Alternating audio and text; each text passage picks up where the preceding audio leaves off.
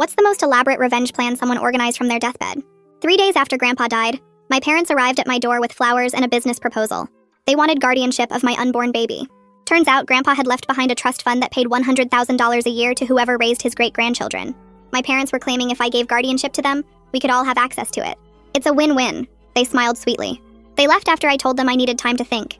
They waited exactly 3 days before going nuclear. I was making breakfast when Mom called crying, "The cancer is back at stage 4.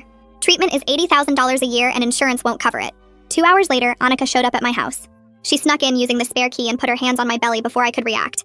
"I had to go through 7 years of pain," she whispered, her fingers spreading across my skin like she was claiming territory. 7 years of needles and failure and empty cribs. She swore that with the trust fund, she would give my baby everything I was stressed about. Private schools, college funds, a big backyard to play in. The baby kicked and I wondered if I was being selfish by keeping her. When you've been trained since birth to put family first, setting boundaries feels like betrayal. The breaking point came when Mom sent a photo of herself in a hospital bed with an IV in her arm. "Starting chemo tomorrow," the caption read. "I wish I could afford the treatment that actually works." I arrived to Granddad's funeral 3 weeks later with guardianship papers tucked in my purse. But as the last hymn ended and the funeral director cleared his throat, everything changed. He announced that our grandfather had left specific instructions for this moment. Suddenly, the screen behind the casket came to life, and there was a recording of Grandpa, propped up in his hospital bed and staring directly at the camera. "If my daughter Evelyn is perking up right now thinking this is about trust distributions," he said, and Mom's eager face shifted to confusion, "then everything is going according to plan. What none of you know," Grandpa continued, "is that I've been recording every conversation in my hospital room for the last 6 months, because I needed evidence." Mom started to stand. "This is ridiculous. Evelyn, sit down. Yes, you. I know you're standing right now about to claim I was senile." She froze mid-stand, then slowly sank back down. "You told my granddaughter your cancer returned. Stage 4, right? Experimental treatment that costs exactly what the trust pays annually? Creative math." Mom was frantically scrolling through her phone while Dad tried to grab it to see the documents himself. "Wesley, are you still claiming you're losing the house?" Dad spun toward the screen. "The house I paid off in 2008? The remortgage that went straight to Prairie Casino? I have the withdrawal records, Wesley. $400,000 in 18 months. Terrible blackjack player, by the way." Annika jumped up, already crying. He was clearly mentally compromised. "Ah, Annika, right on schedule. Let me guess, you're about to cry about your infertility?" He chuckled to himself. "Your abortion was 14 months ago. $3,200 on my credit card," Annika screamed. "That's a vicious lie. Also, you're not infertile. You're on birth control. The pills are in your medicine cabinet behind the vitamins." The funeral home erupted. "Now," Grandpa's voice continued calmly, "my granddaughter, if you're holding guardianship papers right now, and I know you are because you always want the best for everyone, read page 4, subsection C out loud." My hands trembled as I flipped through the pages. Permanent and irreversible transfer of parental rights. The guardianship was never meant to be permanent. Your mother's friend drafted those. "Stand up, Joe." A man in the 5th row reluctantly stood, face bright red. Mom was shrieking. "Turn this off! He's destroying our family." "Evelyn, you're about to say I was always manipulative." 3, 2, 1. "He was always manipulative," she screamed. "Too predictable." "Oh, and sweetheart?" His voice softened, addressing me. "Check under that pregnancy book I gave you." There was a USB, and in seconds, a recording of my mother's voice filled the funeral home. "When Dad dies, let's tell OP the cancer's back. She always caves when I cry." And here's the kicker. Grandpa's video continued over the chaos. "The trust can only be accessed by biological parents. Guardianship changes nothing. You exposed yourselves for money you could never touch." The funeral home turned into a battlefield. Family members screaming, Mom lunging for the screen, the funeral director calling security. I stood there ripping those guardianship papers into pieces. "One more thing," Grandpa's voice echoed for the last time. "About the trust money, I already put it in a locked account for the baby. Accessible only at 18, to the child directly. Oh, and Evelyn, if you're still watching this, your parking meter ran out 20 minutes ago." He kept going, and what he said next made my face drain of color. My mother's face went from angry to terrified. "Turn it off!" she screamed. "She doesn't need to know." And after I found out, I was ready to destroy them in the same way they destroyed me, but worse. The screen flickered, and Grandpa's face got serious as he pulled out a stack of bank statements. "Your mother has been stealing from your college fund since you turned 16. My legs went weak as the screen showed withdrawal after withdrawal from the account Grandma had set up for my education. Mom's hands were shaking as she grabbed Dad's arm and tried to pull him toward the exit. The funeral director moved to unplug the projector, but the cord was locked in a metal box with a timer that wouldn't open for another 10 minutes. $47,000 over 6 years. Grandpa's voice continued while the screen showed receipts from designer stores and luxury spas. Mom lunged at the screen screaming that the papers were fake, but the funeral director stepped in front of her with his arms spread wide. 2 security guards rushed in through the side door as Dad knocked over 3 huge flower arrangements trying to reach the USB drive on the podium. White roses and lilies scattered across the floor while people jumped back to avoid getting hit.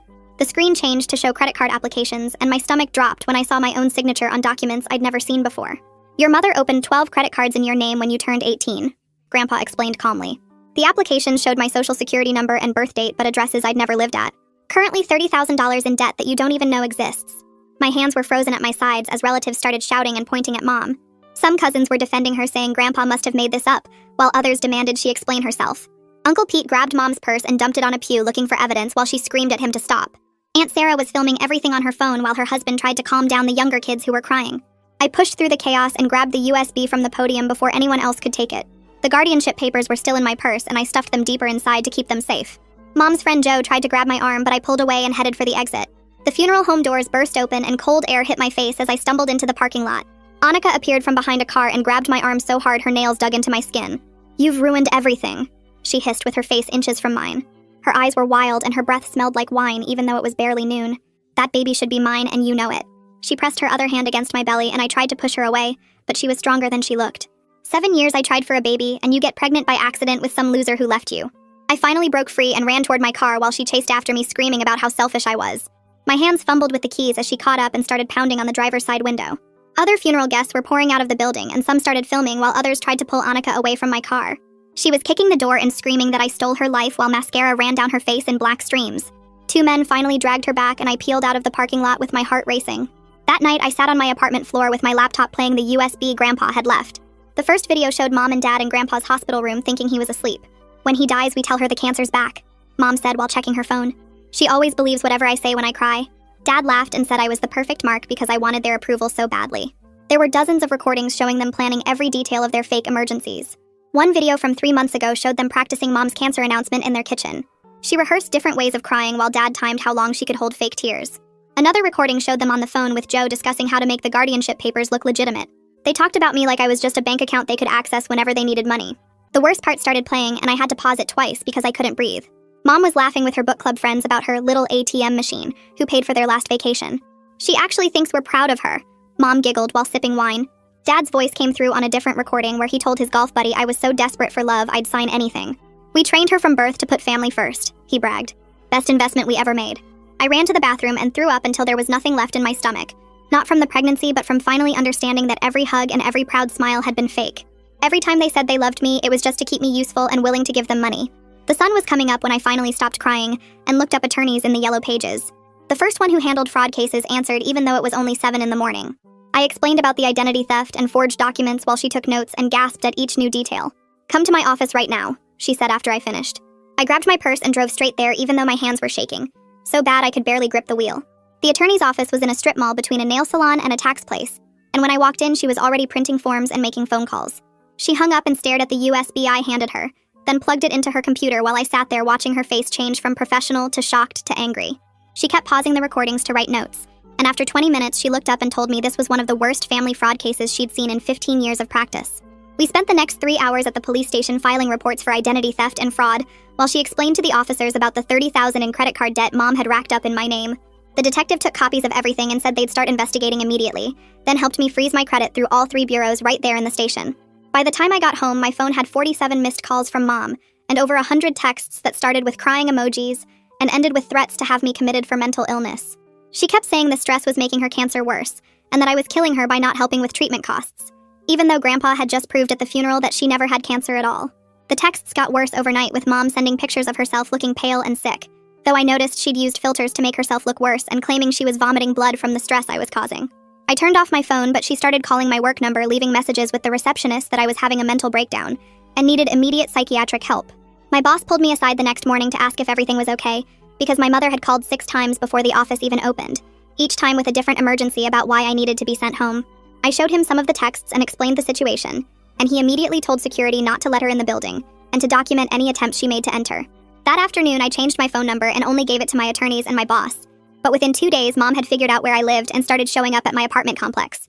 She told my neighbors I was mentally unstable and had stolen her life savings while she was dying of cancer, going door to door with fake medical papers she'd printed off the internet. The elderly couple next door stopped talking to me, and the mom with 3 kids started pulling them inside whenever she saw me coming. My apartment manager called me into his office and said Mom had spent 2 hours in there claiming I was dangerous and shouldn't be allowed to live around families with children. He didn't believe her because she kept changing her story about what exactly I'd done, but he suggested I should document everything for legal protection, and maybe consider getting security cameras for my door. I installed a doorbell camera that same day, and within hours it caught Mom trying to slip papers under my door that turned out to be fake psychiatric hold documents she'd downloaded and filled out herself. Meanwhile, Dad had found my work phone number and left 17 voicemails over 3 days claiming the casino was going to take the house and possibly break his legs if he didn't pay them back immediately. He said he owed them $200,000 and they were sending people to collect. Though when I listened carefully, I could hear slot machines in the background, so I knew he was calling from the casino itself. He left one message where he was actually crying and said he'd already sold everything valuable in the house, including Mom's jewelry, which made me wonder if she even knew about that part. The family law attorney I'd hired called me in to discuss the trust fund and spent an hour explaining how Grandpa had set it up specifically to protect it from people like my parents. The money could only be accessed by biological parents for the direct care and needs of the child, with strict oversight requiring receipts for every purchase and monthly reports to a trust administrator. She said Grandpa had added multiple safeguards, including requiring approval for any expense over $500 and automatic audits if spending patterns seemed suspicious.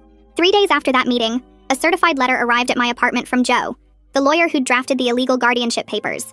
He was threatening to sue me for defamation and slander if I reported him to the Bar Association, claiming I was lying about his involvement and that the papers were perfectly legal when he wrote them.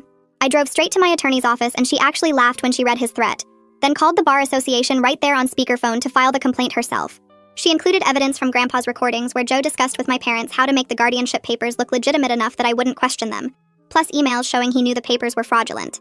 She told me he'd probably lose his license and face criminal charges for conspiracy to commit fraud, and that his threat letter was just desperation, because he knew he was caught. While all this was happening, Annika had started a social media campaign on 3 different platforms, claiming I was denying her the chance to be a mother out of pure spite and jealousy. She'd broken into my apartment while I was at work using the spare key I'd forgotten she had, and stolen ultrasound photos from my dresser that she was now posting online pretending they were from her lost pregnancy that never actually existed. She wrote long posts about how she'd been trying for 7 years to have a baby, and how I was cruelly keeping her from her last chance at motherhood, tagging everyone we both knew and even people from my work that she'd found through my company's website. People who didn't know the real story started sending me hateful messages on every platform calling me heartless and selfish, and saying I should be ashamed of myself for denying an infertile woman the chance to raise a child. Some strangers found my work email through the company directory and sent emails to my boss demanding I be fired for being so cruel to a woman who just wanted to be a mother, with one person even claiming I was probably abusive to my unborn baby if I could be so heartless to others. My boss called me into her office the next morning and showed me the stack of printed emails, her face concerned but supportive as she assured me my job was safe and asked if I needed time off for my safety. I was explaining the situation when a sharp pain shot through my belly, and I doubled over, gripping the edge of her desk as another contraction hit harder than anything I'd felt before. She drove me to the hospital herself while I tried to breathe through waves of pain that kept coming every few minutes, my whole body shaking from the stress of everything that had happened. The doctor examined me and immediately put me on monitors, her face serious as she explained that I was having real contractions at only 32 weeks and needed to be admitted for observation. She gave me medication to stop the contractions and ordered complete bed rest for at least 2 weeks, documenting everything in my medical records, including notes about the harassment causing extreme stress to both me and the baby. I spent 3 days in the hospital before they let me go home with strict orders to stay in bed except for bathroom trips and weekly checkups, plus a prescription for medication to prevent more contractions. My boss arranged for me to work from home on light duties, sending flowers and a care package while HR documented everything in case we needed evidence of the damage my family was causing. I was lying in bed checking emails when my attorney called with news that made me sit up too fast, triggering another contraction that left me gasping. Mom had been arrested that morning after the police investigation uncovered 12 credit cards she'd opened in my name over the past 5 years, with a total debt of $47,000. The detective said they'd found the applications in her email with my forged signature, and evidence she'd been intercepting my mail to hide the statements, using the cards for shopping sprees and cash advances. She was charged with identity theft, fraud, and mail tampering, but somehow made bail within 3 hours using money from an account the police couldn't trace yet. 2 days later, a certified letter arrived that my neighbor brought up since I couldn't go downstairs, and inside was a 3-page letter from Mom covered in biblical quotes about honoring thy father and mother. She'd included photos of herself looking thin and pale in what looked like a hospital gown, though I noticed the designer purse on the table behind her and fresh manicure on her hands. The letter said God would punish me for abandoning her in her time of need, and that my baby would suffer for my sins, with highlighted passages from Exodus and Deuteronomy about children who disobey their parents. My attorney immediately called the prosecutor to report the bail violation since Mom wasn't supposed to contact me directly or indirectly, and they issued a warrant for her arrest. I was trying to rest when someone knocked on my door, and through the peephole I saw a woman in business clothes holding a folder with the state seal on it. She introduced herself as a Child Protective Services worker and said they'd received a report that I was planning to harm my baby and needed to investigate immediately. My hands shook as I let her in, explaining about the bed rest and showing her my medical papers while she looked around my apartment, checking the nursery I'd set up and the baby supplies I'd bought. She seemed skeptical of the allegations from the start, especially when I showed her the restraining order paperwork and explained about the trust fund and my family's attempts to get custody. I gave her my doctor's number and my employer's contact information, plus printed copies of all the harassment I'd documented, while she took notes and photos of everything. She examined my medical records showing proper prenatal care and the stress-related complications, then called my doctor right there to verify everything I'd told her. The worker said she could tell this was retaliation, and promised to close the case quickly, but warned me that multiple reports had been filed, so other workers might visit too. Sure enough, 2 more CPS workers came by over the next week, each one reaching the same conclusion that the reports were false and vindictive. Meanwhile, Dad had his own problems when he got arrested at the grocery store for trying to cash a stolen check for $800, the third one he'd tried that week according to the detective who called me. The store security footage showed him arguing with the cashier when they questioned the check, then trying to run when they called the manager, only to trip over a display and knock down an entire shelf of canned goods. He called me from jail 15 times in 2 hours, leaving increasingly desperate voicemails about how it was all a misunderstanding, and he just needed $5,000 for bail. His public defender called me the next day, asking if I'd testify about his gambling addiction as a mitigating factor in his sentencing, saying it might help reduce his charges if the judge understood he had a problem. I told her I couldn't help him, that I was on bed rest with a high-risk pregnancy and needed to focus on my health and safety, not on saving someone who'd tried to steal my baby for money. She said she understood and would proceed without my testimony, though she warned that Dad was facing serious time with his previous record of bad checks and theft charges I didn't even know about. 3 days later, my trust attorney called with news that made my blood run cold, saying Mom and Dad had tried to access the trust directly by submitting forged documents to the bank, claiming I had died in childbirth. They'd created a fake death certificate and medical records, even a forged letter from a doctor confirming my death, but the bank's fraud department caught it because the doctor they'd named didn't exist. The bank had immediately reported it to federal authorities since it involved interstate wire fraud, adding serious federal charges to their growing list of crimes. Around the same time, Annika's husband filed for divorce after seeing Grandpa's funeral video that someone had posted online, finally learning about the abortion she'd hidden and all her lies about being infertile. She went on every social media platform blaming me for destroying her marriage, posting long rants about how I'd spread vicious lies even though everyone at the funeral had heard Grandpa's recording with their own ears. Her husband's attorney contacted me for a statement, but I just sent him a copy of the funeral video and the receipts Grandpa had saved from the abortion clinic. The final straw came when my apartment manager called to say maintenance had found Mom trying to break into my unit while I was at a prenatal appointment, using a credit card to jimmy the lock. The security footage showed her trying for 20 minutes before giving up and kicking my door hard enough to leave a dent, then walking around to my bedroom window to peer inside. The complex immediately installed extra cameras on my floor and changed my locks again, with the manager promising to press charges for attempted breaking and entering. The stress was eating me alive, so I finally made an appointment with a therapist my doctor recommended. She had a small office with too many plants and a box of tissues on every surface, but something about her made me feel safe enough to talk. I told her everything about the funeral video and the guardianship papers, and how Mom had been stealing from my college fund for years. She listened without interrupting, then helped me see that none of this was my fault, and that protecting my baby had to come first no matter what. 2 weeks after starting therapy, I got a call from the prosecutor handling Mom's case saying her trial was set for 2 months out. He warned me right away that her lawyer was already filing delays claiming she was too sick to appear in court. The prosecutor had seen this trick 100 times and said these cases could drag on for years with lawyers using every trick in the book to avoid trial. I started finding dead flowers on my doorstep every morning with notes calling me a murderer and baby killer. The security cameras my apartment complex installed were too grainy to make out who was leaving them, but I recognized the handwriting from birthday cards over the years. It was definitely Annika, even though she'd tried to disguise it by writing with her left hand. My doctor took one look at the stress I was under and recommended I deliver at a different hospital under a fake name for safety. She was genuinely worried my family would try to interfere with the birth, or even attempt to take the baby right from the hospital nursery. She'd already contacted the other hospital to set up special security protocols for my delivery. My family law attorney filed the restraining order paperwork against Mom and Dad and Annika the next day. The judge took one look at the evidence, including the funeral video and the forged documents and the harassment, and granted temporary orders immediately. They couldn't come within 500 feet of me or my home or workplace until the hearing. 3 weeks later, at the restraining order hearing, Mom showed up in a wheelchair she definitely didn't need, gasping dramatically for air between words. She kept clutching her chest and moaning about her heart condition that I knew for a fact she didn't have. The judge wasn't buying any of it, and made the restraining orders permanent, warning her that any violation would mean immediate jail time, no questions asked. The local newspaper picked up Dad's arrest story and ran it on the front page with all the details about his casino debts. His employer saw the article and fired him that same day, citing their zero-tolerance policy for employees with gambling problems who handled company finances. Without his job, he lost his health insurance, making his situation even more desperate than before. My phone started ringing nonstop with calls from relatives I hadn't heard from in years, all demanding their share of Grandpa's money. Mom had been telling everyone I was keeping his entire estate for myself, not just the trust fund for the baby.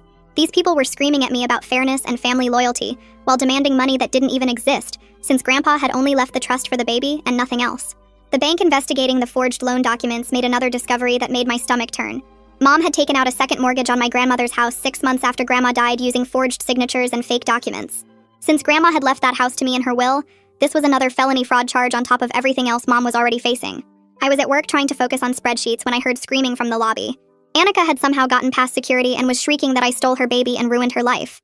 My coworkers rushed me into the supply closet and locked the door while someone called security to restrain her. I could hear her throwing things and screaming threats through the door saying she'd make me pay for destroying her marriage.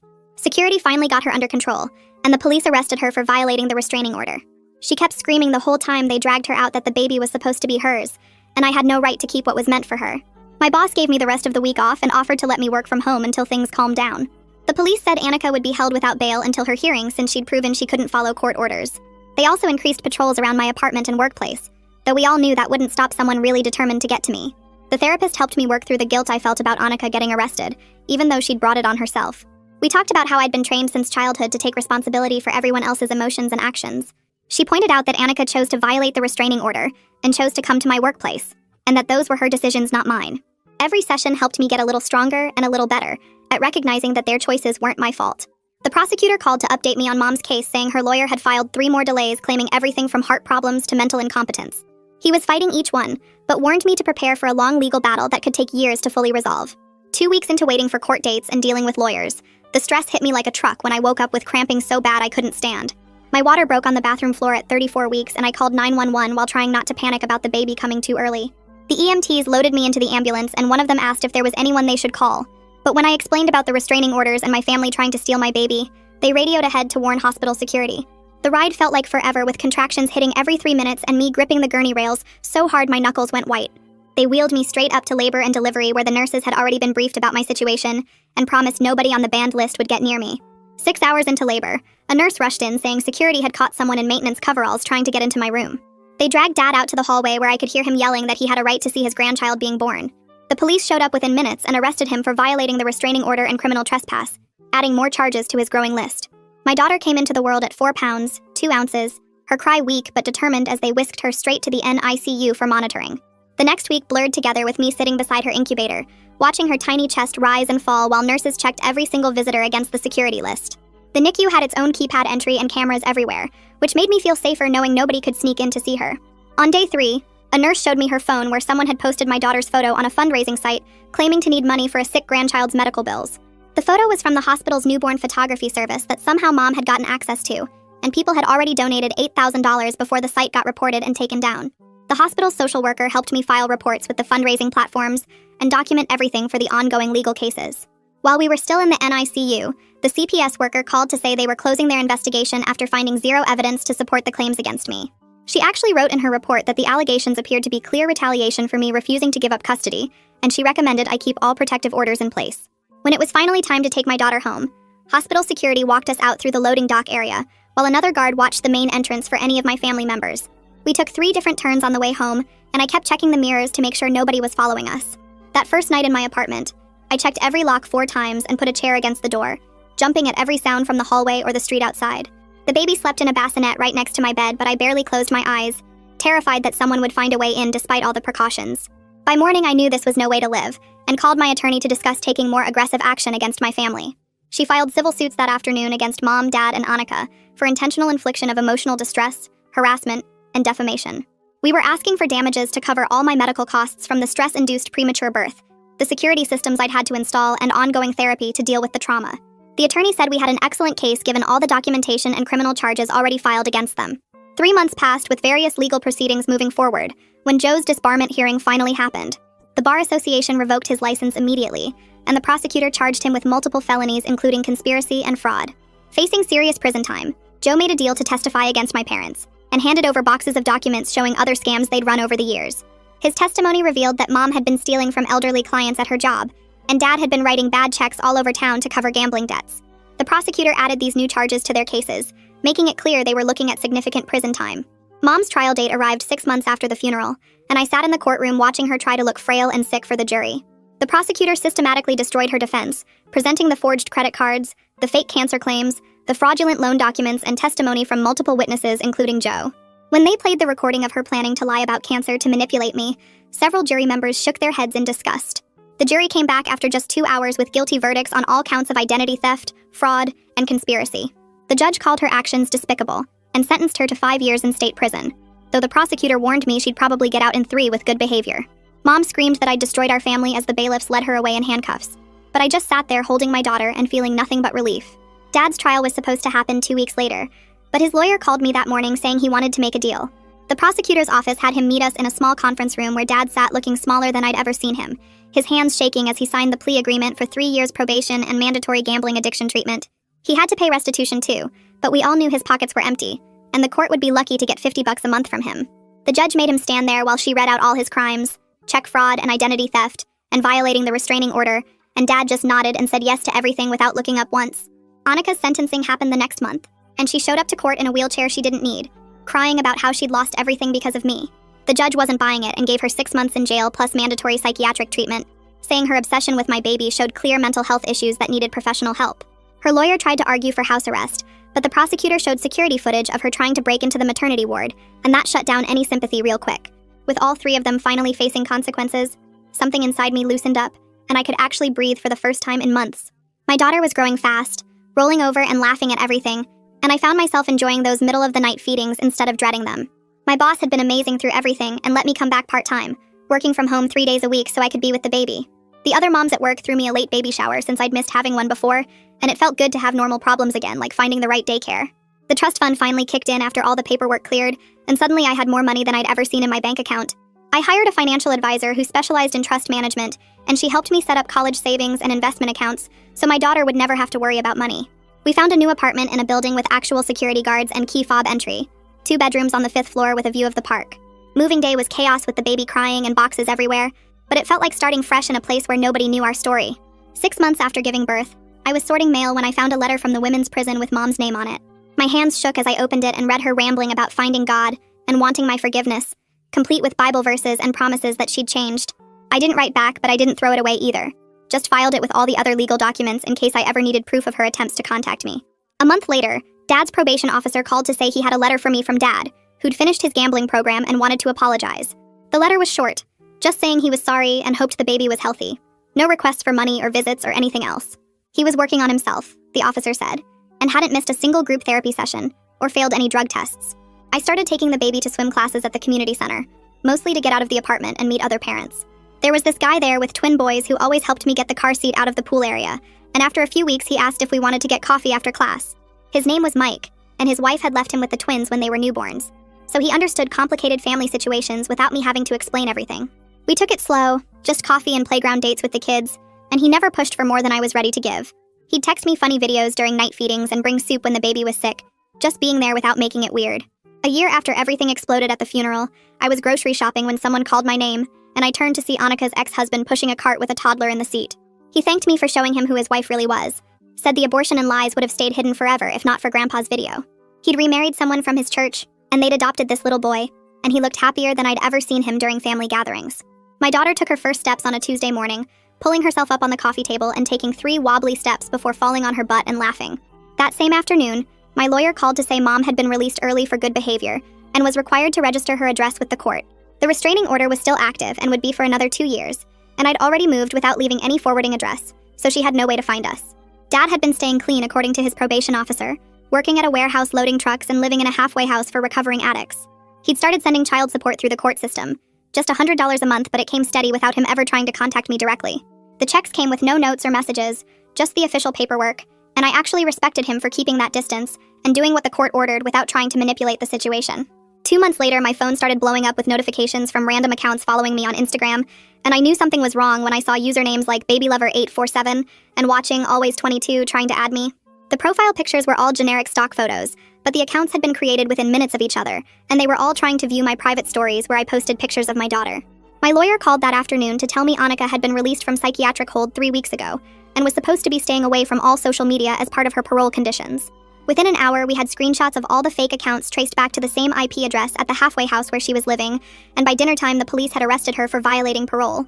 The parole officer said she'd been obsessing over my daughter in group therapy sessions and drawing pictures of babies with my daughter's name written hundreds of times across the pages.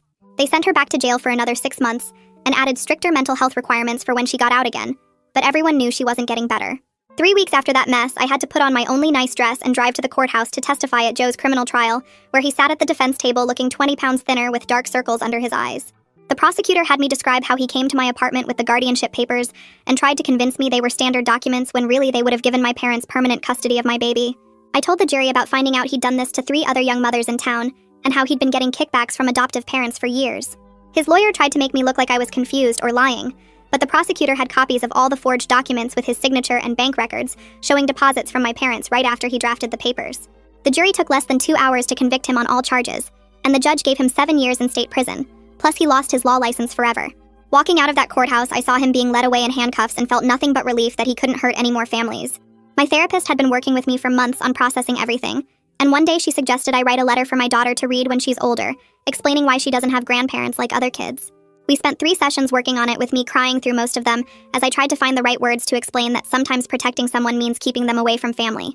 I wrote about how love isn't supposed to come with conditions or manipulation, and how I chose to break the cycle of abuse that had been going on for generations. The letter talked about how her great-grandpa loved her enough to protect her before she was even born, and how real family is about actions, not just blood. I sealed it in an envelope and put it in a safety deposit box for when she's old enough to understand why I made the choices I did. Around the same time, relatives I hadn't heard from in years started reaching out through Facebook and email saying they were sorry for believing my parents' lies about me stealing Grandpa's money. Apparently, word had gotten around about the trials and arrests, and people finally understood that Grandpa's video at the funeral had been telling the truth about everything. Some cousins sent long apologies about not standing up for me, and an aunt admitted she suspected Mom was lying but didn't want to get involved. I thanked them all for reaching out but kept my responses short and didn't accept any invitations to family gatherings because I'd learned that just sharing DNA with someone doesn't mean you owe them space in your life. 3 years passed without any contact from Mom or Dad, though I knew from court records that Mom had been released and was living 2 states away, and Dad was still sending his monthly child support checks through the system. My daughter grew into this happy little kid who made friends everywhere we went and had no idea about all the drama that happened before she could remember. I'd used the trust money to go back to the school for nursing while she was in daycare, and managed to graduate with honors despite being a single mom. The graduation ceremony was on a sunny May afternoon, and my daughter sat in the front row wearing a tiny cap and gown the school gave her, clapping and yelling, "That's my mommy!" when I walked across the stage. My classmates had become like family to us, and they all cheered extra loud knowing how hard I'd worked to get there. 2 months after graduation, I got a job offer at a hospital in a city 8 hours away, where nobody knew our story and we could truly start fresh. We packed up our apartment, and I let my daughter pick the color for her new bedroom in the little house I rented near a good elementary school. She started preschool that fall and came home every day chattering about her new friends and her teacher, and the class hamster named Mr. Whiskers. Watching her play on the swings in our backyard one evening while the sun set behind the trees, I thought about everything Grandpa had done to protect us, and realized his greatest gift wasn't the money in that trust fund. It was showing me the truth about my family, and giving me the courage to walk away and build something better for my daughter. We were creating the kind of loving, stable home I never had growing up, where honesty mattered more than appearances, and love didn't come with strings attached. That's everything I wanted to share. It's always about leaving you with something to think about, not just a story. Subscribe if you'd like more practical takeaways.